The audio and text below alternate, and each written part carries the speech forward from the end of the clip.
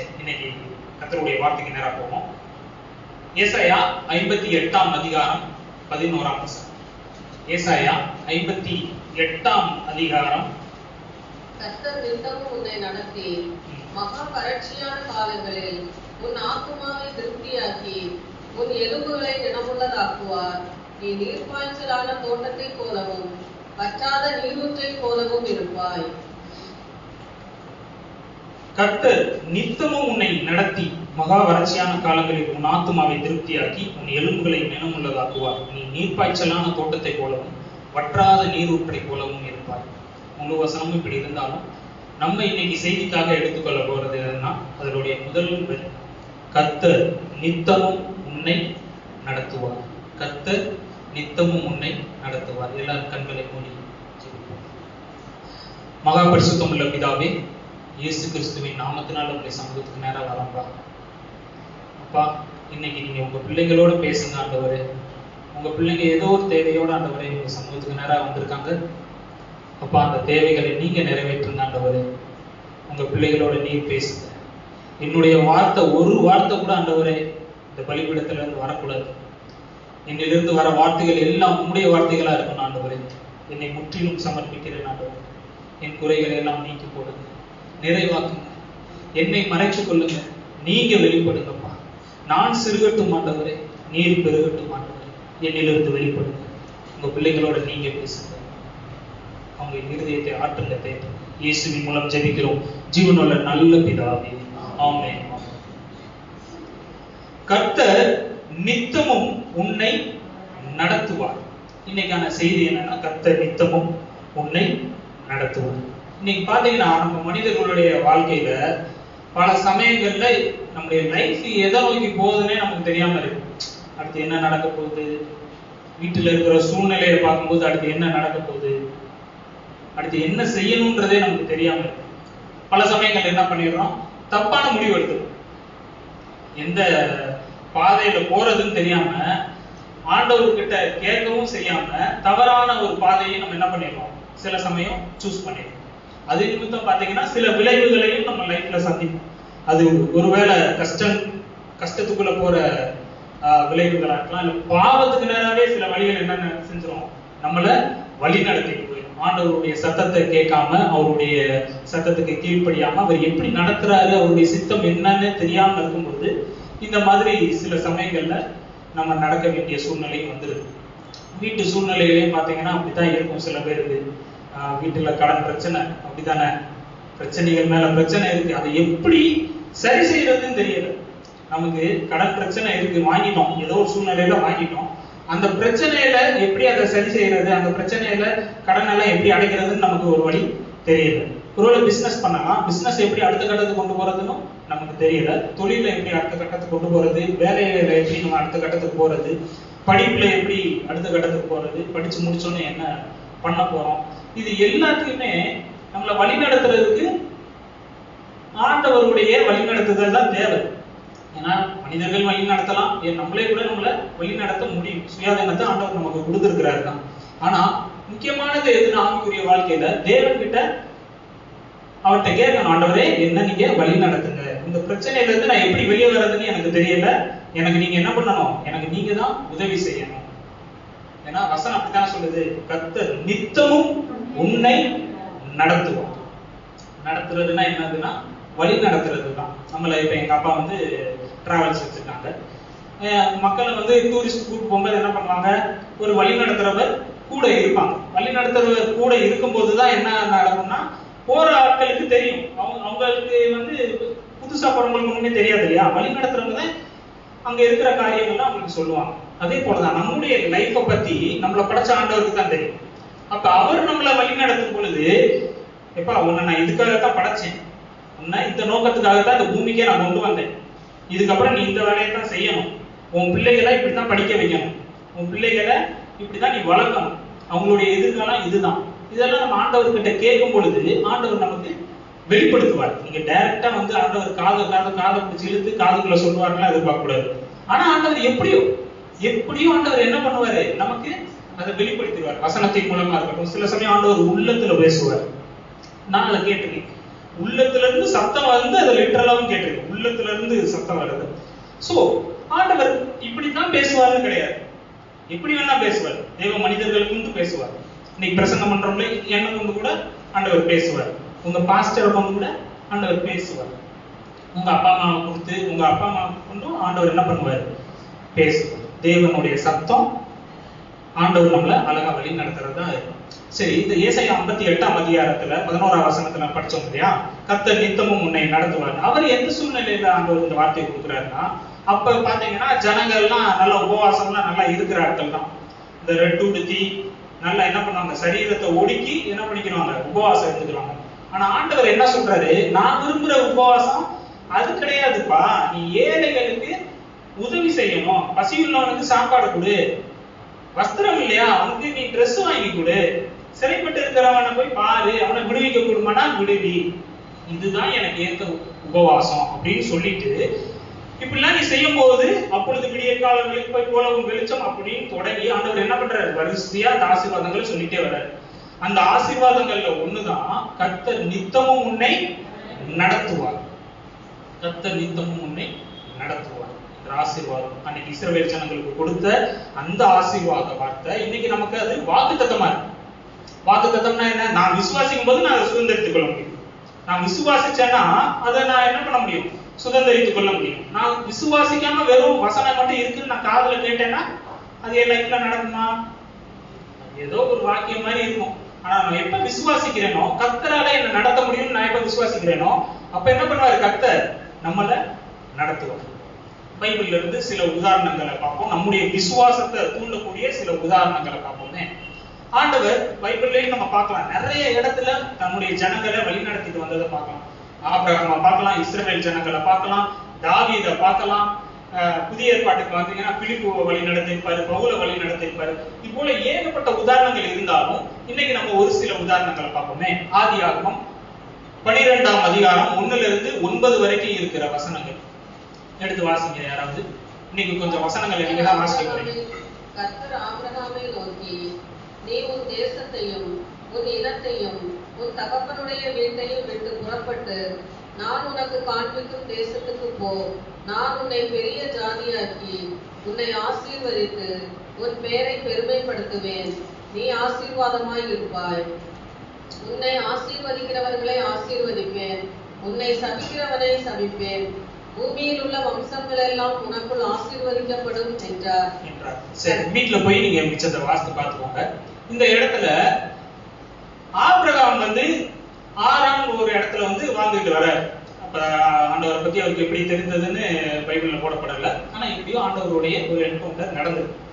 ஆண்டவர் என்ன பண்றாரு, ஆபிரகாமா மாறுறதுக்கு முன்னாடி ஆபிரகாமுடைய பேர் ஆபிராம். ஆபிராம்கிட்ட வந்து ஆண்டவர் சொல்றாரு, நீ என்ன பண்ணணும், உன் தேசத்தையும் உன் இனத்தையும் உங்க அப்பா வீட்டு உன் வீட்டுல இருக்கிறவங்க எல்லாரும் விட்டு நீ என்ன பண்ணணும், நான் உனக்கு காட்டுவேன் ஒரு தேசம், அந்த தேசத்துக்கு நீ போகணும் அப்படின்னு சொல்றாரு. இன்னைக்கு வந்து ஆண்டவர் வந்து நம்ம கிட்ட நான் உனக்கு காட்டுற தேசத்துக்கு நீ போ அப்படின்னு சொன்னா நம்ம என்ன பண்ணுவோம், உடனே டக்கு கூகுள் மேப் எடுத்துப்பட்டு எங்கடா இருக்கு, பக்கத்துல இருக்கா, தூரமா இருக்கா, பிளைட்ல போகணுமா, கப்பல்ல போகணுமா, இல்ல பஸ்ல போயிடலாமா, டூ வீலர்ல போலாமா, எல்லாத்தையும் பாத்துருவோம்ல. அன்னைக்கு ஆபிரகாமுக்கு அந்த சூழ்நிலையெல்லாம் கிடையாது. கேட்டாரு, ஏதோ ஒரு சத்தம் கேட்டாரு, தேவ சத்தம் அவருக்கு தெரியுது. அதுக்கு கீழ்ப்படிஞ்சு தான் அது வரைக்கும் வாழ்ந்துட்டு வந்த தான் தேசத்தை விட்டு போறாரு, தான் இனத்தை விட்டு வராரு, தான் அப்பா வீட்டை விட்டுட்டு என்ன பண்றாரு, லோத்தையும் சாராலையும் அப்புறம் ஆரான்ல சம்பாதித்த சில மனிதர்கள்லாம் இருக்கிறாங்க, அவங்கள மட்டும் என்ன பண்றாரு, கூப்பிட்டுட்டு ஆண்டவர் காட்டுற ஒரு தேசத்துக்கு போறாரு. அந்த தேசத்தை அவர் முன்னாடி பார்த்திருப்பாரான்னு கூட தெரியாது, கானான் தேசத்தை அதுக்கு முன்னாடி பார்த்திருப்பாரான்னு தெரியாது. ஏன்னா இன்னைக்கு இருக்கிற சூழ்நிலையில அது ரொம்ப இன்னைக்குமே அது கஷ்டம் தான். இன்னைக்கு யாராவது ஆண்டவர் வந்து உங்களை சொல்றாரு, மகளே நீ என்ன பண்ண, இந்தியாவை விட்டுட்டு கிளம்பிடு, உன் இனத்துல தமிழ்நாட்டுக்காரங்களே முகத்திலே முடிக்காத, அப்படி என்ன பண்ணிடு, கிளம்பி நான் உனக்கு காமிக்கிற தேசத்துக்கு போனா அது ரொம்ப ஈஸியா இருக்குமா? இன்னைக்கு காலத்துக்கு அது கொஞ்சம் கஷ்டம் தானே. அப்படி தேசத்தையும் இனத்தையும் அப்பா கிட்ட எல்லாம் விட்டுட்டு நீ போகணும்னு சொல்லும் போது அன்னைக்கு ஆபிரகாமுக்கு எப்படி இருந்திருக்கும்? இன்னைக்காவது நமக்கு நிறைய மாடல் இருக்காங்க, பைபிள்ல இருந்து நிறைய பேரை நம்ம பார்க்கலாம். இவங்க எல்லாம் நமக்கு உதாரணங்களா மாதிரிகளா இருக்கிறாங்க, இவங்க எல்லாம் தேவ சத்தத்துக்கு கீழ்ப்படிஞ்சாங்க. அன்னைக்கு ஆபிரகாமுக்கு அதெல்லாம் கிடையாது. டைரக்டா அந்த சத்தத்தை கேட்கிறாரு, அதுக்கு கீழ்ப்படிஞ்சு அவர் என்ன பண்றாரு, போறாரு. அப்ப ஆண்டவர் சொல்றாரு பாருங்க, நான் உனக்கு காமிக்கிற தேசத்துக்கு போ, நான் உன்னை என்ன செய்வேன், பெரிய ஜாதியாக்கி உன்னை ஆசீர்வதிக்கவே ஆசீர்வதித்து உன் பேரை பெருமைப்படுத்துவேன், நீ ஆசீர்வாதமா இருப்ப, உன்னை ஆசீர்வதிக்கிறவர்களை நான் ஆசீர்வதிப்பேன், உன்னை சபிக்கிறவனை நான் சபிப்பேன், பூமியில் உள்ள வம்சங்கள் எல்லாம் உனக்குள்ள ஆசீர்வதிக்கப்படும் அப்படின்னு ஒரு வாக்குத்தத்த ஆசீர்வாதத்தையும் கொடுத்து அனுப்புறாரு. ஆபிரகாமுக்கு தேவனை பற்றி முழுமையா தெரியுமா தெரியாதான் தெரியாது. ஏன்னா கடவுள் சொல்லியிருக்காரு, கிளம்புவோன்னு போயிருக்காரு. அவர் சொன்னதை நிறைவேற்றுகிற தெய்வமானு கூட அவருக்கு தெரியாது ஆபிரகாம். ஆனா விசுவாசத்துல என்ன பண்ணாரு, கிளம்பி போயிட்டாரு. அங்க போய் அப்பதான் முத கானான் தேசத்துக்குள்ள போறாரு. போய் அங்கேயும் ஆண்டவர் என்ன பண்றாரு, ஆபிரகாமுக்கு தரிசனமாய் சொல்றாரு, உன் சந்ததிக்கு இந்த தேசத்தை நான் கொடுப்பேன் அப்படின்னு சொல்றாரு. அதே மாதிரி நடந்துச்சா நடக்கலையா? நடந்துச்சா நடக்கல? ஆபிரகாமுக்கு கொடுத்த வாக்குத்தத்தம், யாக்கோபுக்கு கொடுத்த வாக்குத்தத்தம், ஈசாக்குக்கு கொடுத்த வாக்குத்தத்தம் எல்லாம் என்ன செஞ்சுச்சு, ஒரு காலத்துல நடந்துச்சு. ஏன் நடந்துச்சு அப்படின்னா ஆபிரகாம் கர்த்தர் நடத்துற பாதையில கீழ்ப்படிஞ்சு நடந்தாரு. நான் உனக்கு போதித்து நீ நடக்க வேண்டிய வழியை உனக்கு காட்டுவேன், உண்மையில் என் கண்ணை வைத்து உனக்கு ஆலோசனை சொல்லுவேன். இன்னைக்கு நம்மளும் கூட அதே மாதிரி சூழ்நிலையில இருக்கலாம். ஆண்டவர் எங்க போ சொல்றாருன்னு நமக்கு தெரியாது. ஆபிரகாமை போல ஆண்டவர் சொன்னதுக்கு கண்மூடித்தனமா நம்ம என்ன செஞ்சிடணும், கீழ்ப்படிஞ்சிடணும். அப்படி செய்யும் பொழுது ஆண்டவர் எதிர்காலங்களை என்ன பண்றாரு, ஆசீர்வதிக்கிற ஆண்டவரா இருக்கிறாரு. உங்களுக்கு மட்டும் அந்த ஆசீர்வாதம் இருக்கிறாரு, உங்க பிள்ளைகளுக்கும் என்ன பண்ணும், அந்த ஆசீர்வாதங்கள் தங்கும். எப்ப நம்ம ஆண்டவர் சொல்ற பாதையில நடத்தும் பொழுது. ஏன்னா என்ன வசனம் என்ன சொல்லுது, கர்த்தர் நித்தமும் உன்னை நடத்துவார். கர்த்தர் நித்தமும் உங்களை நடத்துகிற தேவன். அன்னைக்கு ஆபிரகாம வழி நடத்தின அதே தேவன் தான் உங்களை என்ன பண்ணுவாரு, வழி நடத்துவாரு. சரி, அடுத்த உதாரணத்தை பார்ப்போமே. யாத்திராகமம் 13ஆம் அதிகாரம் 17ல இருந்து 22 வாசிங்க. பார்வோன் ஜனங்களை போகவிட்ட பின் ஜனங்கள் யுத்தத்தை கண்டால் மனமடைந்து எகிப்துக்கு திரும்புவார்கள் என்று சொல்லி பெலிஸ்தரின் தேச வழியாய் போவது சமீபமானாலும் தேவன் அவர்களை அந்த வழியாய் நடத்தாமல் சிவந்த சமுத்திரத்தின் வனாந்தர வழியாய் ஜனங்களை சுற்றி போக பண்ணினார். சிவந்த சமுத்திரத்தின் வனாந்தர வழியாய் ஜனங்களை எப்படி போக பண்ணாராம், சுத்தி போக பண்ணாராம். இப்படி போனா பெலிஸ்தியரின் தேசம் வழியா போனா கிட்ட, எங்க எகிப்துல இருந்து கானான் தேசத்துக்கு போறது. அப்படி போனோம்னா எகிப்து பெலிஸ்தியர்கள் தேசம் வழியா போனா ரொம்ப கிட்ட. ஆனா ஆண்டவர் எப்படி நடத்தல அவங்கள, அப்படி நடத்தாம சிவந்த சமுத்திரத்தின் வழியாய் சுற்றி நடக்க பண்ணினார் அப்படின்னு வசனம் சொல்லுது. எதுக்கு சுத்தி நடக்க பண்ணாரு? இப்படி போனா ஈஸியா போயிடலாம், ஆனா பார்வன் விடுவானா? ஏன்னா 430 வருஷம் ஜனங்களை என்ன பண்ணி வச்சிருந்திருக்கான், அடிமைப்படுத்தி வச்சிருக்காங்க. தலைமுறை அடிமைப்படுத்தி வச்சிருந்திருக்காங்க. அவங்க செஞ்சு வச்ச வேலையெல்லாம் மிச்சம் மீதி இருக்கு, அவங்கதான் வந்து செய்யணும். இந்த ஜனங்க எவ்வளவு வேலை கொடுத்தாலும் என்ன பண்ணிடுவாங்க, செஞ்சிருவாங்க. நல்ல பலசாலியான ஆட்கள். அப்ப இவங்களெல்லாம் அவங்க சீக்கிரம் விட்டுருவானா? அப்ப சத்ருவை என்ன பண்ணணும், காலி பண்ணணும். அது இஸ்ரவேல் ஜனங்களுக்கு தெரியாது. அவங்க முன்ன பின்ன சண்டை போடாதவங்க, போர்ல அவங்களுக்கு எப்படி சண்டை போடணும்ன்ற விஷயம் தெரியாது. ஆனா மோசேவை குறித்து பார்க்கிறோம், அவன் சகல கலைகளிலும் கற்று தேர்ந்தவன். அப்ப அவனுக்கே அப்படின்னா அங்க இருக்கிற சோல்ஜர்ஸ்க்கும் அந்த மாதிரி சொல்லி கொடுத்துருப்பாங்கல்ல. இன்னைக்கு உங்களுக்கு புரியுற மாதிரி சொன்னோம்னா, இன்னைக்கு சண்டைன்னா என்ன நடக்கும், குங்ஃபு, கராத்தே, வேற என்ன கத்தி சண்டை, இதெல்லாம் இருக்கு. இதெல்லாம் உங்களுக்கு புரியுறதுக்காண்டி சொல்றேன். இதெல்லாம் அந்த பார்வோனுடைய சேனைக்கு நல்லா தெரியும். யாருக்கு? எகிப்தியர்களுக்கு நல்ல இந்த சண்டை பயிற்சி எல்லாம் நல்லா தெரியும். ஆனா இஸ்ரவேல் ஜனங்களுக்கு தெரியுமா? அவனுக்கு நல்லா குனிஞ்சு நிமிந்து எடுத்து செங்கல் சுட தெரியும், அதை கட்ட தெரியும், வீடு கட்ட தெரியும், கோபுரங்களை கட்ட தெரியும். அதுதான் அவனுக்கு தெரியும். அடிச்சு அவனை வேலை வாங்கினா வேலை தெரியும், திருப்பி அடிக்க தெரியாது. எப்படி சண்டை போறதுன்னு தெரியாது, கண்ட மணிக்கு அடிக்க வேண்டியதுதான். சோ அப்படிப்பட்ட சூழ்நிலையில இருக்கிறவங்களுக்காக கர்த்தர் யுத்தம் பண்றாரு. போன தடவை உங்கள்கிட்ட தான் பேசுனேன்னு நினைக்கிறேன். கர்த்தர் உங்களுக்காக யுத்தம் பண்ணுவார். அப்ப பாருங்க, இந்த பார்வோன் சேனையை காலி பண்ணணும். அதுக்காக ஆண்டவர் என்ன பண்றாரு, அவங்கள பெலிஸ்தீரின் தேசம் வழியாய் போவது கிட்டனாலும் அவங்களை என்ன பண்றாரு, சிவந்த சமுத்திரத்தின் வழியா சுற்றி நடக்க பண்ணினார். அதுக்கப்புறம் நடந்ததெல்லாம் உங்களுக்கு தெரியும். என்ன பண்ணாரு ஆண்டவர், செங்கடலை பிளந்தாரு, ஜனங்க வெட்டாந்தரையில நடந்தாங்க. மறுபடியும் பார்வோன் சேனை உள்ள வருது. அப்ப என்ன பண்றாங்க, மறுபடியும் ஆண்டவர் அது மூடி அவங்க இதை காலி பண்றாரு. சரி, இது ஒரு பக்கம் இருந்தாலும் ஆண்டவர் அவங்களை எப்படி நடத்தினாரு அப்படின்னு பாக்குறோமே. அவரு பகல்ல மேக ஸ்தம்பத்திலையும் இரவுல அக்கினி ஸ்தம்பத்திலேயே தம்முடைய ஜனங்களை நடத்தினதா நம்ம வந்து வேதத்துல பார்க்க முடியும். பகல்ல மேக ஸ்தம்பம், இரவுல அக்கினி ஸ்தம்பமா நடத்தினார். ஏன் லைஃப்ல வந்து ஒரு தடவை இந்த சம்பவம் நடந்தது, ஒரு தடவை அற்புதமா நடந்தது, இயற்கைக்கு அப்பாற்பட்ட விதமா. அந்த ஒரே தடவை எனக்கு இன்னும் ஞாபகம் இருக்கு. எப்பன்னா, நான் பைபிள் காலேஜ் படிக்க வந்த புதுசப்ப, அப்ப நான் உங்கள்ட்ட ஏற்கனவே இந்த சாட்சி சொன்னேன்னு தெரியல, சொல்லல. என்னன்னா, நம்ம பைபிள் காலேஜ் படிக்க வந்தோடனே வீட்டுல வந்து கொஞ்சம் எதிர்ப்பு, கிறிஸ்தவ குடும்பம் தான், ஆனாலும் நான் ஒரு மெரிட் ஸ்டூடெண்ட் இல்லையா, அதனால நான் பைபிள் காலேஜ் படிச்சு ஊழியத்துக்கு வந்தோடனே கொஞ்சம் சலுகைகள் எல்லாம் குறைக்கப்பட்டது. அவங்களை குறை சொல்லல, ஏன்னா அப்பாவுடைய எதிர்பார்ப்பு அவங்க இதெல்லாம் வேற மாதிரி தான் இருக்கும். அவங்களுக்கு தெரியாது, இப்ப புரிஞ்சுக்கிட்டாங்க, இப்ப புரிஞ்சு நல்ல விதமா இருக்கும். அந்த நேரத்துல அந்த குறிப்பிட்ட சூழ்நிலையில என்ன ஆச்சுன்னா, என்னுடைய சலுகைகள் எல்லாம் கொஞ்சம் பறிக்கப்பட்டது. என்னன்னா, பைக் எல்லாம் வாங்கி கொடுத்தாங்க எனக்கு பிறந்த நாள். அந்த பைக் எல்லாம் என்னாச்சு, மறுபடியும் பறிக்கப்பட்டதுன்ற மாதிரி என்னாச்சு, அவங்க வந்து அப்பா எடுத்து யூஸ் பண்ணிக்கிட்டாங்க. அது ஒண்ணும் இல்லை, இப்ப எல்லாம் ஓகே தான். நான் அந்த சூழ்நிலையில என்னன்னா, நான் ஒரு நாள் பைபிள் காலேஜுக்கு நான் போக வேண்டிய ஒரு சூழ்நிலை. மதியம் நல்ல சரியான வெயில். எனக்கு வெளியே அப்பதான் பைபிள வந்து 30 தடவை முடிக்கணும்ன்ற ஆர்வத்துல நான் முடிச்சுக்கிட்டு இருக்கேன். வெளியே வந்து பாக்குறேன், என்னால வெயில தாங்கவே முடியல. அப்ப நம்ம பைக் இருந்துச்சுன்னா நமக்கு நல்லா இருந்திருக்கும்ல அப்படின்னு யோசிச்சுக்கிட்டே நான் என்ன பண்றேன், அப்படியே மெதுவா ரோட்ல நடக்க எனக்கு அழுக வந்துருச்சு. ரோட்ல நடக்கும் பொழுதே, இங்கிருந்து எங்க எஸ்எஸ் காலனில இருந்து காலேஜுக்கு ஒரு கிலோமீட்டர் தான் வரும், அவ்வளவுதான். அந்த 1 கிலோமீட்டர் நான் வெயில்ல வந்து என்னால, அன்னைக்கு வெயில்ல நடக்கிறது புதுசு இல்ல, அன்னைக்கு சூழ்நிலைக்கு உடம்புக்கு வந்து எனக்கு ஒரு மாதிரி இருந்தது, அப்படியே கொஞ்சம் கஷ்டமா இருந்தது. அந்த ஒரே பொண்ணு பாக்குறேன், வானம் ஃபுல்லா தெளிவா இருக்கு. இந்த பைபிள் படிக்கிற கையளவு மேகம், அந்த கையளவு மேகம் வந்து என்ன பண்ணுச்சுன்னா அப்படியே மறைச்சிடுச்சு. இப்ப நான் வீட்டுல இருந்து காலேஜ் போக தண்டிக்குமே அந்த மேகம் என்ன பண்ணிட்டே வந்தது, வருது. நான் சுத்தி பாக்குறேன், என்ன சுத்தி மட்டும்தான் அந்த மேகம் என்ன பண்ணுது, மறைச்சிக்கிட்டு வருது. என்ன சுத்தி அப்படின்ட்டு பாத்தீங்கன்னா இப்ப வெயில் எவ்வளவு வெயில் அடிக்குது, அந்த வெயில் அடிக்குது. நான் பாக்குறேன், அவ்வளவு அற்புதமா இருக்கு. நாட்டவுக்கு நன்றி சொல்லிக்கிட்டே பைபிள் காலேஜுக்குள்ள உள்ள நுழையிறேன். அப்ப பைபிள் காலேஜ்ல வந்து என்ட்ரன்ஸ்ல வந்து ஒரு பெரிய மரம் இருந்தது. அந்த மரம் இப்பதான் ரீசெண்டா ஒரு வருஷத்துக்கு முன்னாடி சாஞ்சிருச்சு. அந்த மரத்துக்கிட்ட போய் எப்ப நிக்கிறேனோ அப்பதான் அந்த மேகம் என்ன பண்ணுச்சு, விலகி போச்சு. அப்பதான் உணர்ந்தேன், ஓ இப்படித்தான் இருந்திருக்குமா வனாந்தரத்துல, ஆண்டவர் இப்படித்தான் தன்னுடைய ஜனங்களை வழி நடத்தி இருப்பாரோன்னு எனக்கு அன்னைக்கு என்ன பண்ணுது, ஆண்டவர் எனக்கு அன்னைக்கு உணர்த்தினார். அப்ப ஆண்டவர் எனக்கு அன்னைக்கு நினைச்சிருந்தா ஒரு பைக் கொடுத்துருக்க முடியுமா, கொடுக்க முடியாதா?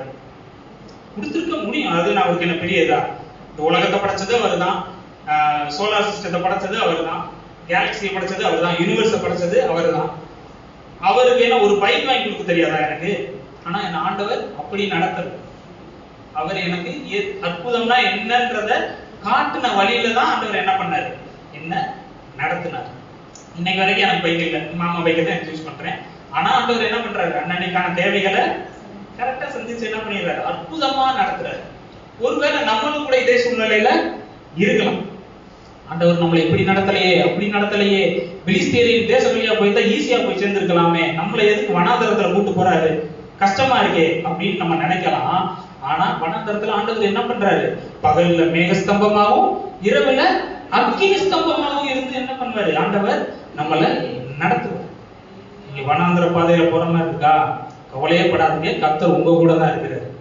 ஆண்டவர் உங்க கூட இருக்கும்போது அதெல்லாம் சும்மா இந்த பூமியில வேணா என்ன பண்ணலாம், நமக்கு அது இல்லையே இது இல்லையேன்னு. ஆனா இந்த உலகத்திலேயே பெரிய சொத்து யாரு, நம்முடைய ஆண்டவராகிய இயேசு கிறிஸ்து தான். அவரே நம்ம கூட இருக்கும் பொழுது எல்லாமே ரொம்ப ஈஸியா இருக்கும். அவர் என்ன பண்ணுவாரு, அழகா நடத்தி கொண்டே போவார். அந்த மேகம் எங்கெல்லாம் நடத்தி கொண்டு போதோ அங்கெல்லாம் நம்மளும் போகலாம். அந்த அக்கினி எங்கெல்லாம் நடத்தி கொண்டு போதோ நம்மள என்ன பண்ணலாம், அந்த அக்கினியில நடந்து போகலாம். சரி, அடுத்து ஒரு உதாரணத்தை பார்ப்போமே. 2 சாமுவேல் 5ஆம் அதிகாரம் 17 இருந்து 25 வரைக்கும் இருக்கிற வசனங்கள். 2 சாமுவேல். இஸ்ரவேலின் மேல் ராஜாவாக அபிஷேகம் பண்ணினார்கள் என்று பெலிஸ்தர் கேள்விப்பட்ட போது அவர்கள் எல்லாரும் தாவீதை தேடும்படி வந்தார்கள். அதை தாவீது கேட்டபோது ஒரு அரணிப்பான இடத்துக்கு போனார். பெலிஸ்தரோ வந்து ரெப்பாயின் பள்ளத்தாக்கிலே பரவி இருந்தார்கள். பெலிஸ்தருக்கு விரோதமாய் போகலாமா, அவர்களை என் கையிலே ஒப்புக் கொடுப்பீரா என்று தாவீது கர்த்தரிடத்தில் விசாரித்த போது கர்த்தர், ஓ பெலிஸ்தரை உன் கையில் நிச்சயமாய் ஒப்புக் கொடுப்பேன் என்று தாவீதுக்கு சொன்னார். தாவீது பாகால் பிரசீனுக்கு வந்து அங்கே அவர்களை முறியடித்து தண்ணீர்கள் உடைத்து ஓடுகிறது போல கர்த்தரின் சத்துருக்களை எனக்கு முன்பாக உடைத்து ஓட பண்ணினார் என்று சொல்லி அது நிமித்தம் அந்த ஸ்தலத்துக்கு பாகால் பிராசி என்று பெயரிட்டார். அங்கே பெலிஸ்தர் தங்கள் விக்கிரகங்களை விட்டு ஓடி போனார்கள். அவைகளை தாவீதும் அவன் மனுஷரும் சுட்டரித்தார்கள். பெலிஸ்தர் திரும்பவும் வந்து ரெபாயீம் பள்ளத்தாக்கில் இறங்கினார்கள். தாவீது கர்த்தரிடத்தில் விசாரித்ததற்கு அவர், நீ நேராய் போகாமல் அவர்களுக்கு பின்னாலே சுற்றி முசுக்கட்டை செடிகளுக்கு எதிரே இருந்து அவர்கள் மேல் பாய்ந்து முசுக்கட்டை செடிகளின் நுனிகளிலே செல்கிற இரைச்சலை நீ கேட்கும் போது சீக்கிரமாய் எழுப்பி போ. அப்பொழுது பெலிஸ்தரின் பாளையத்தை முறியடிக்க கர்த்தர் உனக்கு முன்பாக புறப்பட்டிருப்பார் என்றார். கர்த்தர் தாவீதுக்கு கட்டளையிட்ட பிரகாரம் அவன் செய்து பெலிஸ்தரை கேபா துவக்கி கேசீர் எல்லை மட்டும் முறியடித்தான். புரிஞ்சதா? புரிஞ்சதா? அதாவது என்னன்னா புரியுற மாதிரி உங்களுக்கு சொல்றேன். சவுல் இறந்துட்டாரு. சவுல் யாரு? இப்ப ஐயா எடுத்தாங்க இல்லையா, கிளாஸ் எடுத்தாங்க இல்லையா உங்களுக்கு, சவுல் தான் முதல் ராஜா. ஆண்டவர் வந்து வேற ஒரு சித்தம் வச்சிருந்தாரு. முந்திரி கோட்டைகள் நம்மள மாதிரி இஸ்ரவேல் ஜனங்க என்ன பண்ணிட்டாங்க, எங்களுக்கு ராஜாவை இப்ப கொடுத்தாலே கொடுங்க அப்படின்ட்டாங்க. ஆனா ஆண்டவர் மனசுல வேற ஒண்ணு இருந்தது. ஆதியாகத்திலே நீங்க பாத்தீங்கன்னா தெரியும், யூதா கோத்திரத்தை பத்தி பேசியிருப்பாரு ஆண்டவர். செங்கோல் யூதா விட்டு உலகாதும் பேசியிருப்பாரு. ஆண்டவர் மனசுல வேற ஒண்ணு இருந்தது, தாவீது இருந்திருப்பாரு. ஆனா அதுக்கு முன்னாடியே என்ன பண்ணிருப்பாங்க, முந்திரி கோட்டைகள் எங்களுக்கு ராஜாவை நீங்க கொடுத்தாலே என்ன செய்யணும், கொடுக்கணும் அப்படின்னு சொல்லியிருப்பாங்க. ஏன்னா ராஜாக்கள் ஏற்படுத்துறத பத்தி ஆண்டவர் வந்து தோரால வந்து பேசியிருப்பாரு ஆண்டவர். முதல் 5 புத்தகத்துல நீங்க பாத்தீங்கன்னா ராஜாவா வரக்கூடிய தகுதி என்னவா இருக்கும், அவன் எகிப்துக்கு வந்து குதிரைகளெல்லாம் போகக்கூடாது, நிறைய மர்மனை ஆட்டிகளை கட்டக்கூடாது அப்படின்னு நிறைய என்ன பண்ணிருப்பாரு ஆண்டவர் வந்து ஃபர்ஸ்டே சொல்லியிருப்பாரு. அப்ப ஆண்டவர் மனசுல தாவீது இருந்திருக்கணும், தாவீது தான் முதல் ராஜாவா இருக்கணும். ஆனா ஜனங்க என்ன பண்ணாங்க, அவசரப்பட்டு எங்களுக்கு சவுல் ராஜா வேணும் அப்படின்னு கேட்டாங்க. இப்ப என்ன நடக்குதுன்னா, சவுலை யார் கொன்னது? சவுல் ராஜாவை யார் கொன்னது சொல்லுங்க, எல்லாரும் அமைதியா இருக்கீங்க. பெலிஸ்தியர்கள். அப்படியா? சவுல் ராஜா தற்கொலை பண்ணி செத்தார், சரியா? அதான் சவுல் ராஜா தற்கொலை பண்ணி தான் இறந்தாரு. ஆனா எந்த போர்லன்னா பெலிஸ்தியர்கள் போர்ல தான். பெலிஸ்தியர்கள் வந்து என்ன பண்ணாங்க, சண்டை போடுறாங்க. சவுலுடைய பசங்க எல்லாத்தையும் கொன்னுட்டாங்க. யாரு? பெலிஸ்தியர்கள் பசங்களை வந்து கொன்னுட்டாங்க. இப்ப ராணுவம் என்ன பண்ணுது, சவுல நெருக்கிட்டு வருது, கொல்லலாம் அப்படின்னு நெருக்கிட்டு வரும் பொழுது சவுல் என்ன பண்றாரு, யுத்த சேதனம் இல்லாதவங்க கிட்ட நான் சாகணுமா அப்படின்னு ஒரு பட்டயத்தை நிப்பாட்டி அதுல மேல விழுந்து என்ன பண்ணிட்டாப்ல, செத்துட்டாப்ல. தற்கொலை. தற்கொலை செய்தால் மன்னிப்பு கிடைக்குமா? நீங்க எந்த பாவத்தை செஞ்சா கூட ஒரு சான்ஸ் இருக்கு, ஆண்டவரே நான் மன்னிச்சிருங்க கடைசி நேரத்துல ஒரு கேட்கலாம். ஆனா தற்கொலை மட்டும் பண்ணும் பொழுது அது என்ன ஆகும்னா வாய்ப்பு இல்லை, அப்படித்தானே? தற்கொலை பண்ணதுக்கு அப்புறம் போய் ஆண்டவர்கிட்ட போய் மன்னிப்பு கேட்க முடியுமா? கிடையாது.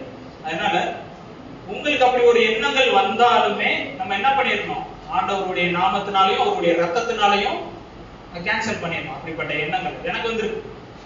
நான் வியாதி படுக்கையில இருக்கும்போது 3 தடவை தற்கொலைக்கு முயற்சி பண்ணியிருக்கேன்.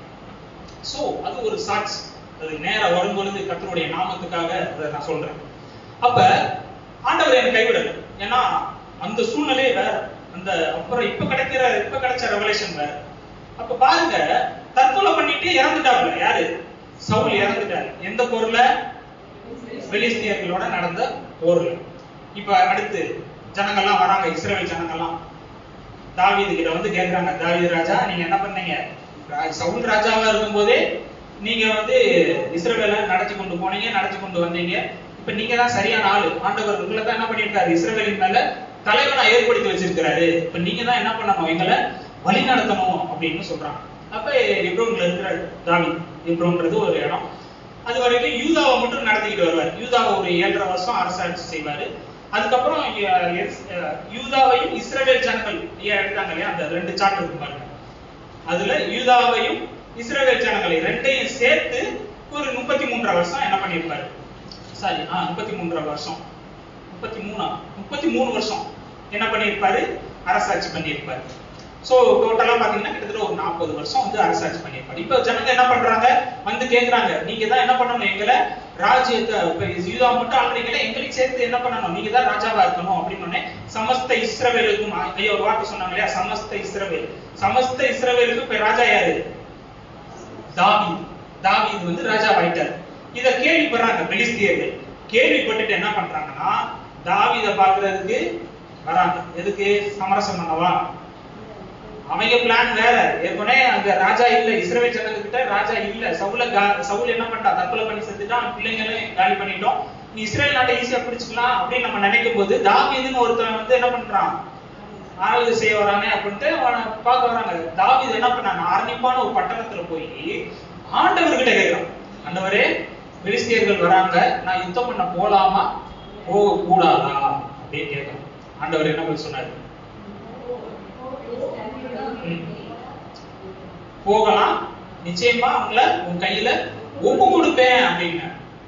இப்ப அதே போல போறாரு. போனோடனே என்ன பண்ணிட்டாங்க, அந்த ரெப்பாயின் பள்ளத்தாக்குல வரும்போது தாவீது என்ன பண்ணிட்டாரு, அந்த சேனையவே அடிச்சு காலி பண்ணிட்டாரு.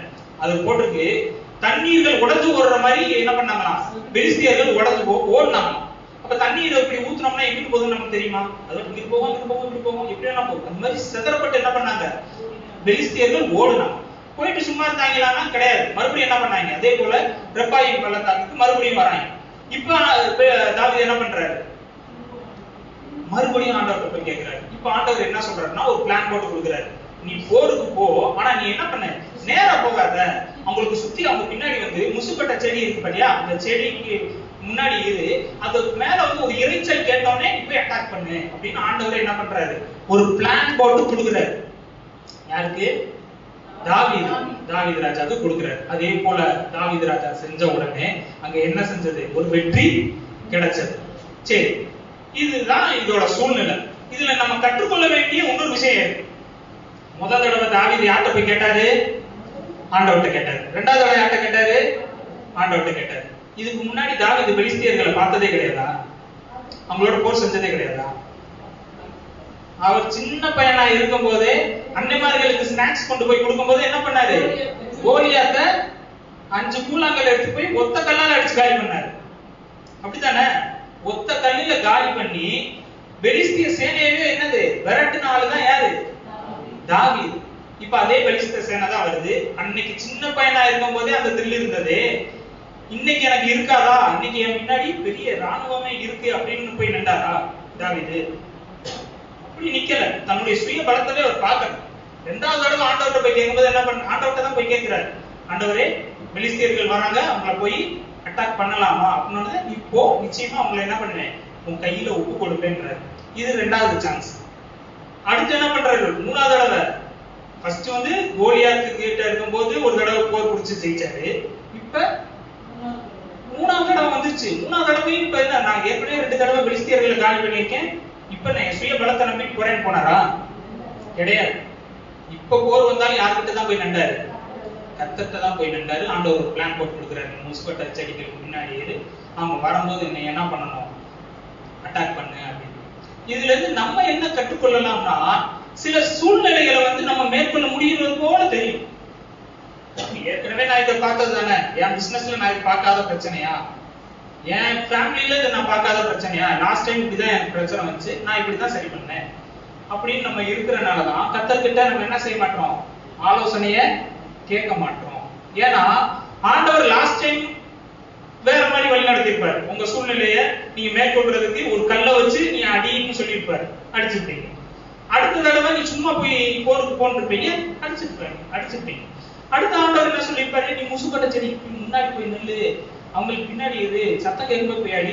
சோ ஒவ்வொரு விதமும் ஆண்டவர் நடத்துற விதங்கள் ஒவ்வொரு சூழ்நிலையும் வேற வேற மாதிரி இருக்கு. ஆனா நம்ம என்ன பண்ணிக்குவோம், அன்னைக்கு நான் இந்த சூழ்நிலையை நான் இப்படித்தான் ஃபேஸ் பண்ணேன், அதனால என்னுடைய பலன் என்னன்னு எனக்கு தெரியும் அப்படின்ட்டு நம்ம என்ன பண்ணக்கூடாது, போய் நம்ம சுயத்துல போய் அந்த போரை செய்யணும்னு நினைக்க கூடாது. கர்த்தர் நித்தமும் உன்னை நடத்துவார். நித்தமும்னா என்னன்னைக்கு வழி நடத்துவார், ஒவ்வொரு சூழ்நிலையிலையும் வழி நடத்துவார்.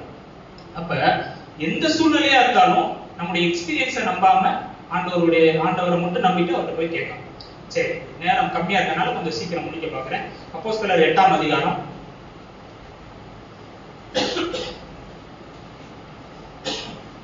அப்போஸ்தலர் 8:26 இருந்து 39 வரைக்கும். இல்ல வாசிக்க வேண்டாம், டைம் ஆயிடுச்சு. என்னன்னா இங்க வந்து பிலிப்புவை பத்தி பார்க்கலாம். பிலிப்புன்றவர் என்னைய மாதிரி ஒரு சுவிசேஷ ஊழியத்தை செய்கிறவர். அப்ப தேவதூதன் ஒரு நாள் வந்து சொல்றாங்க, பிலிப்பு நீ என்ன பண்ண, எந்திரிச்சு எருசலேமுக்கும் காசாவுக்கும் நடுவுல இருக்கிற ஒரு வனாந்தரம் இருக்குல்ல, அந்த வனாந்தரத்துல நீ போ அப்படின்னு சொல்றாங்க. இவர் என்ன ஏதுன்னு கேட்கல, உடனே தேவதூதனுடைய சத்தத்தை கேட்டுட்டு அவர் அந்த வனாந்தரத்துக்கு போறாரு. அந்த நேரத்துல பாத்தீங்கன்னா எத்தியோப்பியான்னு ஒரு நாடு, அந்த நாட்டுல இருக்கிற ராஜஸ்திரி, அவங்களுக்கு வந்து மந்திரியா இருக்கிற ஒரு நபர் என்ன பண்றாரு, எருசலேமுக்கு ஆண்டவரை பணிச்சு கொள்றதுக்காக தன்னுடைய ரதத்துல வராரு. வந்த இடத்துல அவருக்கு ஏசாயா சுருள் கிடைச்சதா இல்ல அவரே கொண்டு வந்தாரா தெரியல. என்ன பண்றாரு, வந்த இடத்துல ஏசாயா புஸ்தகத்தை வாசித்துக்கிட்டே என்ன பண்றாரு, ரதத்துல போய்கிட்டு இருக்காரு. அப்ப இவரும் வனாந்தரத்துல நடந்து போயிட்டு இருக்காரு பிலிப்பு. அப்ப ஆவியானவருடைய சத்தம் தெளிவா கேக்குது, பிலிப்பு நீ என்ன பண்ண, போய் ரதத்தோட போய் சேர்ந்துக்கோ அப்படின்னு. அங்க போய் பார்த்தா அவர் என்ன பண்றாரு, ஒரு பேசேஜ் எடுத்து படிச்சுக்கிட்டு இருக்காரு. அடிக்கப்படும் ஆட்டுக்குட்டியை போல இருக்கிறாருன்னு அந்த பேசேஜ் படிச்சுக்கிட்டு இருக்கும்போது, நீங்க படிக்கிறதோட அர்த்தம் என்னன்னு உங்களுக்கு நீங்க படிக்கிறதோட அர்த்தம் என்னன்னு உங்களுக்கு தெரியுமா அப்படின்னு என்ன பண்றாரு கேட்கிறாரு. யாராவது எனக்கு சொன்னா தாப்பா எனக்கு தெரியும், எனக்கு எப்படி தெரியும், அந்த அர்த்தத்தை மட்டும் எடுத்து வாசிக்கிறேன். ஊருக்கு திரும்பி போகும்போது தன் இடத்திலே உட்கார்ந்து ஏசாயா தீர்க்கதரிசியின் ஆகமத்தை வாசித்துக் கொண்டிருந்தார். ஆவியானவர் நீ போய் அந்த இடத்துடனே சேர்ந்துக்கொள் என்று பிலிப்புடனே சொன்னார். அப்பொழுது பிலிப்பு ஓடி போய் சேர்ந்து அவன் ஏசாயா தீர்க்கதரிசியின் ஆகமத்தை வாசிக்கிறதை கேட்டு, நீ வாசிக்கிறவர்களின் கருத்து உனக்கு தெரியுமா என்றார். அதற்கு அவன், ஒருவன் எனக்கு தெரிவிக்காவிட்டால் அது எனக்கு எப்படி தெரியும் என்று சொல்லி பிலிப்பு ஏறி தன்னோட உட்காரும்படி அங்கே வேண்டிக் கொண்டார். அப்ப அவர் ஒரு பேசேஜ் வாசிக்கிறாரு. வாசிக்கிறதோட அர்த்தத்தை ஜீசஸ வச்சு அவர் என்ன பண்றாரு, பிலிப்பு அழகா விளக்கி சொல்றாரு. பாருங்க, நீங்க படிச்சதோடைய அர்த்தம் இதுதான், ஜீசஸ பத்தி தான் நீங்க படிக்கிறீங்கன்னு இயேசுவை பத்தி சொல்லியிருக்கணும். இயேசுடைய வாழ்க்கை வரலாறு, எப்படி இருந்தாரு, ஞானஸ்நானத்தை குறிச்சு எல்லாத்தையுமே என்ன பண்ணியிருப்பாரு, பரிசுத்த ஆவியினால வர ஞானஸ்நானம் எல்லாத்தையும் பத்தி அவர் சொல்லியிருக்கணும். அதுதான் அப்பதான் பாருங்க, போயிட்டு இருக்கும் போதே பக்கத்துல என்ன இருக்கு, தண்ணி இருக்குன்றாங்க. எங்க, வனாந்தரத்துல பெரும்பாலும் என்ன இருக்குது, தண்ணி இருக்காங்க. இங்க என்ன இருக்கு, தண்ணி இருக்கு. வாங்க, தண்ணி இருக்கு, நான் ஞானஸ்நானம் பெறதுக்கு எதுவும் தடையா இருக்கா அப்படின்னு என்ன பண்றாரு பிலிப்புவும், ஒரு தடையே இல்ல, நீங்க முழு இருதயத்தோட விசுவாசிச்சா நீங்க ஞானஸ்நானம் எடுக்கலாம் அப்படின்னு சொல்றாங்க. அதே போல ஞானஸ்நானத்தை எடுத்த உடனே ஆவியானவர் என்ன பண்றாரு, பிலிப்புவை கூட்டிட்டு போறாரு. சில சமயங்கள்ல நம்முடைய ஊழிய பாதையில இந்த மாதிரி நடக்கும். நம்ம ஆவியானவருடைய சத்தத்தை கேட்டு ஊழியம் செய்யும் பொழுது ஆத்துமாக்கள் என்ன செய்வார், ஆண்டவர் கொடுப்பார். சரியா, நம்ம எவ்வளவு ஊழியம் செய்யறோம், ஆத்துமா அதை விட இருக்கும். கண்டிப்பா நீங்க விதைக்கெல்லாம் ஆண்டவர் வந்து பலன் வச்சிருப்பாரு. ஆனா அதிகப்படியான அறுவடை வேணும்னா நம்ம என்ன பண்ணணும், ஆவியானவருடைய சத்தத்தை கேட்டு ஊழியம் செய்யும் போது அது இன்னும் சிறப்பா இருக்கும். இதே போல பாத்தீங்கன்னா அப்போஸ்தலர் 16ஆம் அதிகாரம் 6ல இருந்து 10 வரைக்கும் இருக்கிற வசனங்களையும் பார்க்கலாம். அங்க யாருன்னா பவுல் வந்து இந்த 3 மிஷனரி பிரயாணங்களை வந்து மேற்கொண்டுட்டு இருந்தாரு. அதுல ஒரு இடத்துல பாத்தீங்கன்னா இப்ப அடுத்து வந்து ஆசியாவுக்கு போய் ஊழியம் செய்யணும் அப்படின்னு பவுல் வந்து நினைச்சுக்கிட்டு இருக்காரு, ஆசியாவில போய் ஊழியம் செய்யணும் அப்படின்னு. ஆனா ஆவியானவர் என்ன செய்யல, போக விடல. அதுக்கப்புறம் அங்க பாரு பித்தினியா அப்படின்னு ஒரு நாடு இருக்கு, அங்கயாவது போய் ஊழியம் செய்யலாம்னு பார்த்தா ஆவியானவர் அதுக்கு என்ன பண்ணிட்டாரு, தடை பண்ணிட்டாரு. அதுக்கப்புறம் அன்னைக்கு நைட்டு தூங்கிட்டு இருக்கும் போது பவுலுக்கு ஒரு கனவு வருது. மக்கெதோனியா தேசத்துல இருந்து ஒருத்தவர் வந்து கேட்கிறாரு, நீங்க வந்து எங்களுக்கு என்ன செய்யணும், உதவி செய்யுங்க அப்படின்னு கேட்கிறாரு. அப்ப என்ன பண்றாரு பவுல், அப்ப விடிய காலையில எந்திரிச்ச பிறகு புரியுதோ நமக்கு ஆண்டவர் வந்து என்ன பண்றாரு, சித்தோன்ன மக்கெதோனியா தேசத்துக்கு போய் நம்மள ஆண்டவர் ஊழியம் செய்ய சொல்றாரு அப்படின்றத புரிஞ்சுக்கிட்டாரு. அங்க போய் பவுல் ஊழியம் செய்யும் பொழுது அங்க என்ன பண்ணது, ஒரு பெரிய எழுப்புதலை ஆண்டவர் கொடுத்தாரு. இன்னைக்கும் நம்ம என்ன பண்றோம், தேசத்துல எழுப்புதலை எதிர்பார்த்துட்டு இருக்கோம் இல்லையா. ஆண்டவருடைய சத்தத்துக்கு கீழ்ப்படிஞ்சு நம்ம நடக்கும் பொழுது நம்ம மூலியமா ஆண்டவர் என்ன பண்ணுவாரு, ஒரு பெரிய எழுப்புதலை தேசங்கள்ல கொடுப்பாரு. உங்களை தான் எடுத்து என்ன பண்ண போறாரு, ஆண்டவர் யூஸ் பண்ண போறாரு. வரப்போற எழுப்புதல்ல நான்லாம் இப்படிதானே இருக்கேன், அப்படி சின்ன பையனா இருக்கேன்னு, எனக்கு வேத அறிவு இல்லையே, ஜெப இல்லையே அப்படின்லாம் நினைக்காதீங்க. ஆண்டவர் என்ன பண்ண போறாரு, உங்களை தான் எடுத்து யூஸ் பண்ண போறாரு. அதுக்கு நமக்கு என்ன தேவைன்னா, இந்த ஸ்பிரிச்சுவல் சென்சஸ் எல்லாம் ஓபன் ஆகும். ஆவிக்குரிய செவி திறக்கப்படணும், ஆவிக்குரிய கண்கள் திறக்கப்படணும். என் ஜெபமும் அதுதான். அது மட்டும் ஓபன் ஆயிடுச்சுன்னு வச்சுக்கோங்க, ஆண்டவருடைய சத்தத்தை லிட்டரலா நீங்க கேட்க ஆரம்பிச்சிட்டீங்கன்னா என்ன நடக்கும், எப்படி இருக்கும் பாருங்க.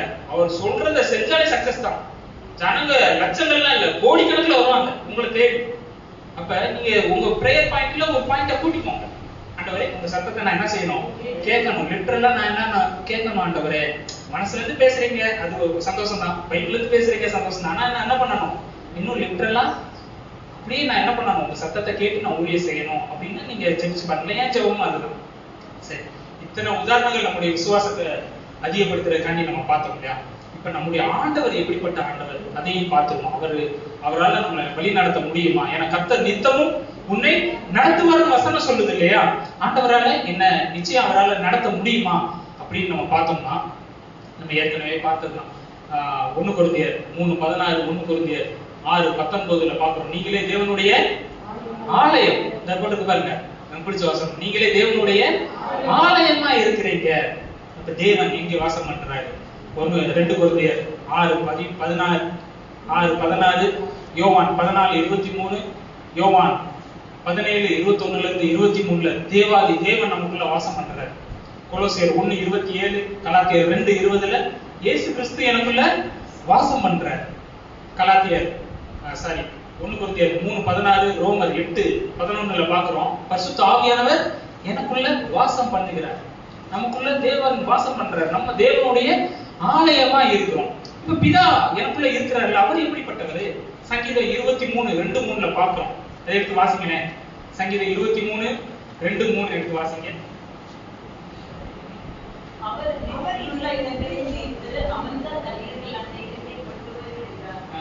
அமர்ந்த தண்ணீர் கண்டறியல் என்ன கொண்டு போய் விடுகிறார். நீதியின் பாதைகளில் நடத்துகிறவர். பாருங்களேன், நம்மள நீதியின் பாதையில நடத்துறது யாரு? அந்த தேவன். கர்த்தர் நித்தமும் உங்களை நடத்துவாரா மாட்டாரா? சங்கீதம் 48:14 எடுத்து வாசிங்க. சதா காலங்களிலும் மரண பரியந்தம் நம்மளை நடத்துவார். கர்த்தர் நித்தமும் உங்களை நடத்துகிறவர்னா அவர் மரண பரியந்தம் உங்களை நடத்துகிற ஆண்டவர். அப்படிப்பட்ட ஆண்டவர் எங்க இருக்கிறாரு? எனக்குள்ள இருக்கிறார். இயேசு கிறிஸ்துவை பத்தி பார்ப்போமே. யோவான் 14:6, இன்னொருத்தவங்க யோவான் 10:4 எடுத்து வாசிங்க. யோவான் 14:6, யோவான் 10:4.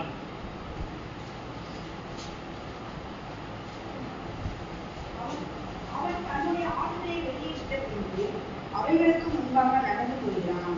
ஆடுகள் அவன் சத்தத்தை அறிந்திருக்கிறபடியினால் அவனுக்கு பின் செல்கிறது. அது யாருன்னா மெய்ப்பனை பத்தி சொல்றாங்க. இயேசு சொல்ற நானே நல்ல மெய்ப்பன் சொல்லிட்டு அந்த பேசத்துல வருது. அப்ப மெய்ப்பன் முன்னாடி போகும்போது ஆடுகள் என்ன பண்ணுது?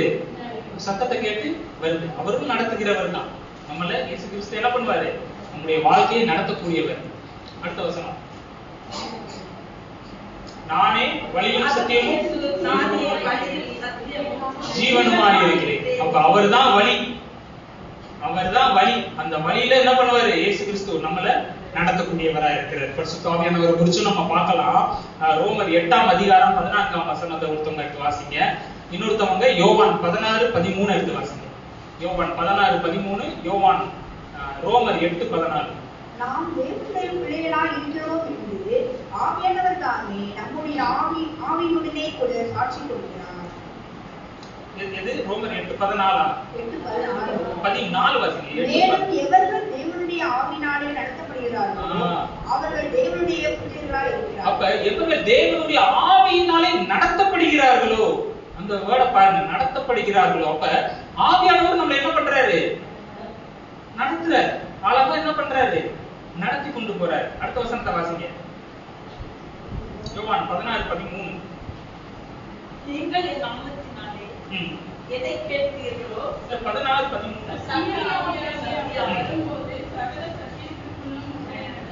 சகல சத்தியத்திற்குள்ளும் உங்களை நடத்துகிறவர். அப்ப பாருங்க, பிதாவாகிய தேவனால நம்மள நடத்த முடியும், இயேசு கிறிஸ்துவால நம்மள நடத்த முடியும், பரிசுத்த ஆவியானவரால நடத்த முடியும். இப்ப அவங்க எல்லாம் எங்க இருக்காங்க? மூவரும் சேர்ந்து ஒரே கடவுளா இருக்கிறாங்க. அவர் எங்க இருக்கிறாரு? எனக்குள்ள இருக்கிறார். இப்ப கடவுள் எங்கங்க அப்படின்னு வந்து யாராவது கேட்டா நீங்க என்ன பண்ணணும்? டக்குனு மேல தூக்கி காமிச்சிடக்கூடாது. அந்த கான்சியஸ் இருக்கணும். எனக்குள்ள இருக்கிறாருங்க, தேவன் எனக்குள்ள இருக்கிறாரு அப்படின்னு அந்த கான்சியஸ் இருக்கணும். வசனம் தானே சொல்லுது. அவர் அங்க இருக்கிறது பொய் இல்லை, அங்கேயும் இருக்கிறாரு. அதே நேரத்துல அவர் என்ன பண்றாரு? எனக்குள்ளயும் அவர் இருக்கிறார். நீங்க இதவே யோசிச்சுட்டு இந்த கான்சியஸ்லயே இதே நினைப்பிலே இருந்தீங்கன்னா அதை நீங்க விசுவாசிக்கிறீங்கன்னு அர்த்தம். நீதிமொழிகள்ல பார்க்கணும் இல்லையா, ஒரு மனிதனுடைய நினைவு எப்படியோ அப்படியே அவன் இருக்கிறான். இது பிசாசுகளுக்கும் தெரியும் நீங்க எதை விசுவாசிக்கிறீங்கன்னு. தேவன் எனக்குள்ள இருக்கிறார், அவருடைய பரிசுத்த வல்லமை எனக்குள்ள இருக்கிறார், அவருடைய மகிமை எனக்குள்ள இருக்கு. நான் மகிமை, தேவ மகிமையை சுமந்துகிட்டு இருக்கேன், நான் தேவனால நடத்தப்படுறேன், கர்த்தர் என்ன நித்தமும் நடத்துறாருன்னு நீங்க விசுவாசிக்கும் பொழுது அது பிசாசுகளுக்கும் தெரியும். ஆகா, இவன் இதை விசுவாசிக்கிறானா, அப்ப ஒரு மனிதனுடைய நினைவு எப்படியோ அப்படியே அவன் இருக்கிறான். அவன் அதை விசுவாசிக்கிறானா தேவன் என்ன பண்றாரு, அவனுக்குள்ளதான் இருக்கிறாரு. தேவன் இருக்கிற இடத்துல பிசாசால வர முடியுமா? சில இடங்கள்ல அந்த பரலோகத்துல பாக்குறான், ஆனா அந்த பிரசன்னத்துல அவனால முழுமையா இருக்க முடியாது. உங்களை பார்த்தாலே என்ன பண்ணுவான், பிசாசு நடுங்க ஆரம்பிச்சிடும். அந்த நாட்கள்லாம் வரப்போகுது. நீங்க தேவனுக்காக எழுப்பி பிரகாசிக்கிற நாட்கள் வரப்போகுது. அதனால இப்ப இருந்தே ஆண்டவர்கிட்ட கேட்க, ஆண்டவரே வரப்போற எழுப்புதல்ல என்னையும் நீங்க நடத்தணும். கர்த்தர் நித்தமும் உங்களை நடத்துவார்னு சொன்னீங்கல்ல, என் குடும்பத்துல என்ன நடத்துங்க, என் பிள்ளைங்களை எப்படி நடத்தணும்னு எனக்கு தெரியாது, ஆனா நீங்க நடத்துங்க. என் பினான்சியல் எப்படி நடத்தி கொண்டு போகணும்னு எனக்கு தெரியல, அதை நீங்க நடத்துங்க. என் கடன் பிரச்சனை எப்படி மாத்தணும்னு எனக்கு தெரியல, நீங்க நடத்துங்க. இந்த வியாதியில இருந்து எப்படி நான் சுகமாயி வரணும்னு எனக்கு தெரியல, ஆனா நீங்க என்ன நடத்துங்க ஆண்டவரே. நீங்க கேட்கும்போது கர்த்தர் உங்களுக்கு நிச்சயம் உதவி செய்வார். கண்களை மூடி ஜெபிப்போம். மகா பரிசுத்தமுள்ள பிதாவே, இயேசு கிறிஸ்துவின் நாமத்தினால உங்களுடைய சமூகத்துக்கு நேரம் வரோம். அப்பா, நீங்க எங்களோட பேசின கிருபைக்கு நன்றி அப்பா. ஆண்டவரே, உங்களுடைய பிள்ளைகளுடைய மனதில் இருந்த குழப்பங்களை எல்லாம் நீங்க நீக்கினதுக்கு நன்றி, சந்தேகங்களை நீக்கினதுக்கு நன்றி அப்பா. அவங்களுடைய இருதயத்தில் இருந்த எல்லா தடுமாற்றங்களையும் நீக்கினதுக்காக நன்றி அப்பா. இன்னைக்கு ஒரு தெளிவு ஆண்டவரே நீங்க எங்க எல்லாருக்கும் கொடுத்தீங்க. உங்களுக்கு கோடாகோடி ஸ்தோத்திரம் ஆண்டவரே. நீங்க உங்க பிள்ளைங்களை நடத்தணும். ஆபிரகாமை வழி நடத்தின தெய்வம், இஸ்ரவேல் ஜனங்களை வழி நடத்தின தெய்வம், தாவீதை வழி நடத்தின தெய்வம், பிலிப்புவை வழி நடத்தின தெய்வம், பவுலை வழி நடத்தின தெய்வம், எங்களையும் வழி நடத்தினாங்க. உங்களுடைய பிள்ளைகளை முற்றிலுமா இப்ப கருத்துல ஒப்பு கொடுக்கிறோம். ஆசீர்வதிங்க, ஆசீர்வதிங்க, ஆசீர்வதிங்க, பலப்படுத்தினாங்க.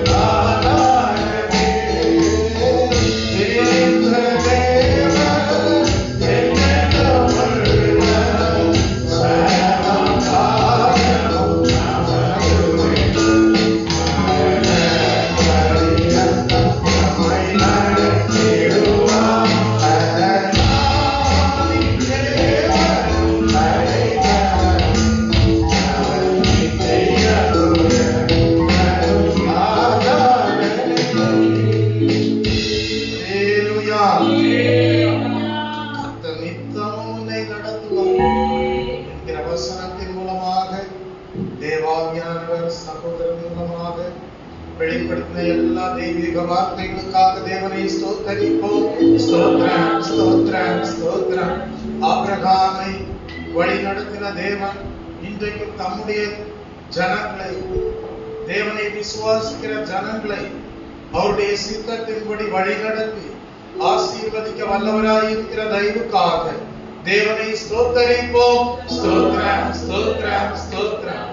மோசேயையும் அவர் மூலமாக வழி நடத்தப்பட்ட ஜனங்களையும் தேவன் வழி நடத்தினார் என்றார். இன்றைக்கும் எவ்விதமான பாதையிலே நடக்க வேண்டும் என்பதை அறிந்து கொள்ள வைக்க தேவன் இன்றைக்கும் நல்லவராயிருக்கிற தயவுக்காக தேவனை ஸ்தோத்தரிப்போம். ஸ்தோத்திரம், ஸ்தோத்திரம், ஸ்தோத்திரம், ஸ்தோத்திரம், ஸ்தோத்திரம்.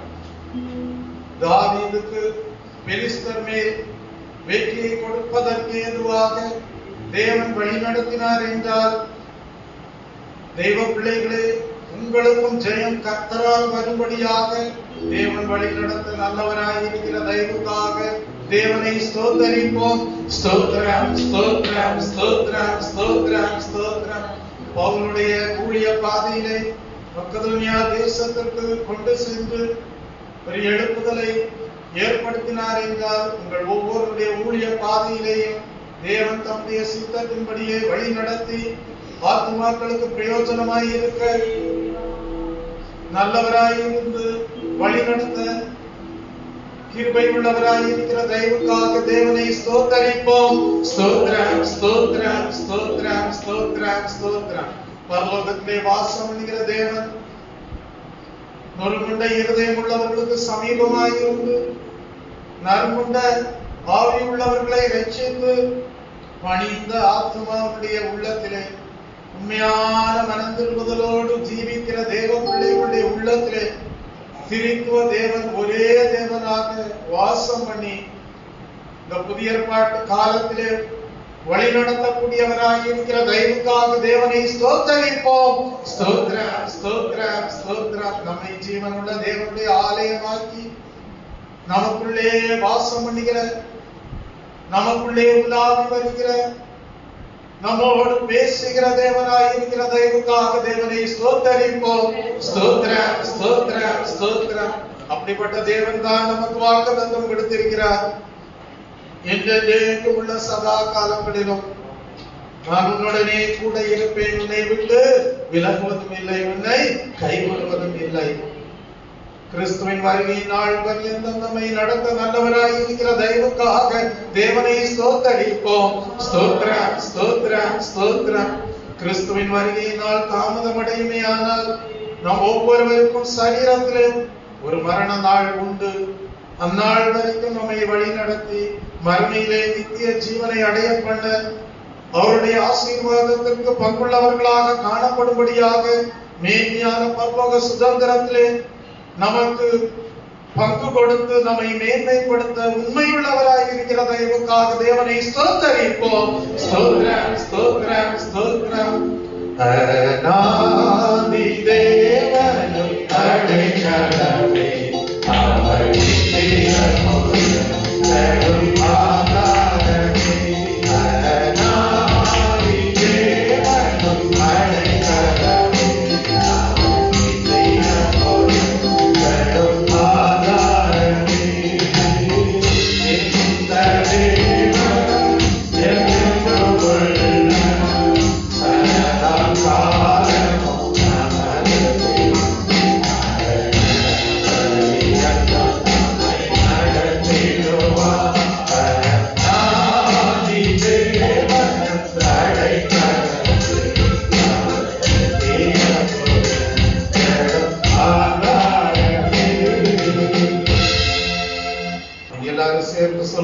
என் ஆத்மாவே கர்த்தரை ஸ்தோத்திரி, என் முழு உள்ளமே பரிசுத்த நாமத்தை ஸ்தோத்திரி. என் ஆத்மாவே கர்த்தரை ஸ்தோத்திரி, செய்த சகல உபகாரங்களையும் மறவாதே. ஆமென். நம்முடைய கர்த்தராகிய இயேசு கிறிஸ்துவின் கிருபையும் பிதாவாகிய தேவனுடைய அன்பும் பரிசுத்த ஆவியானவருடைய அன்யோன்ய ஐக்கியமும் சமாதானமும் சந்தோஷமும் இன்றும் என்றும் சதா காலங்களிலும் நம் அனைவரோடும் நம்முடைய குடும்பங்களோடும் சபையாரோடும் இருப்பதாக. ஆமென். ஜீவிக்கிறார் இயேசு, ஜீவிக்கிறார், என்னுள்ளத்தில் அவர் ஜீவிக்கிறார்.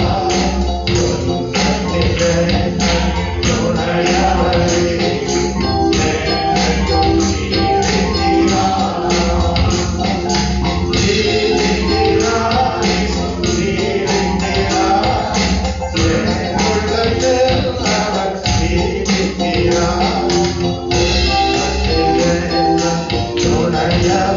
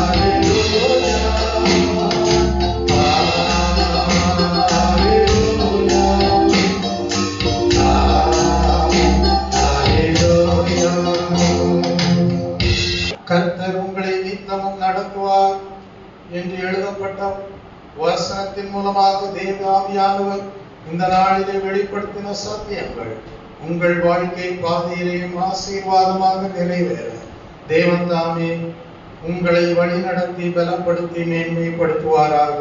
ஆமென்.